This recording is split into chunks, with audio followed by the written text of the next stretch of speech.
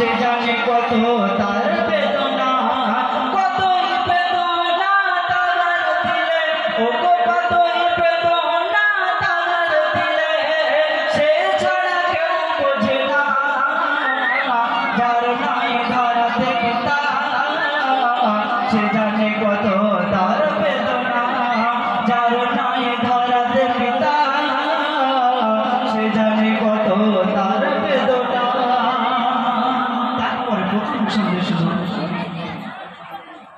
তোমার আদরে আমি ভুবনে মাঝে সুখ যা পেয়েছি সকাল সাজে, পিতা তোমার আদরে আমি ভুবনে মাঝে সুখ যা পেয়েছি সকাল সাজে। তোমার কথা আজ বারে বারে প্রতিদিন প্রতিক্ষণে মনে পড়ে, পিতা তোমার কথা আজ বারে বারে প্রতিদিন প্রতিক্ষণে মনে পড়ে। তোমার শোকে আজ মাতম আমি, ওগো তোমার শোকে আজ মাতম আমি, কে বোঝাবে আজ মোর বেদনা। যার নাই ধরাতে পিতা সে জানে কত তার বেদনা, যার নাই ধরাতে পিতা সে জানে কত তার বেদনা। তারপরে শুনুন, যখন এ ধরার মুখে আব্বাজি বেঁচে ছিল তখন কত অবহেলা করেছিল, কিন্তু সেই আব্বাজির মতন কেউ আপন নাই। নিজে না খেলে আমাদেরকে খাইয়েছিল, লালন পালন করেছিল। তাই কবি ছন্দের মাধ্যমে কি লিখছে শুনুন।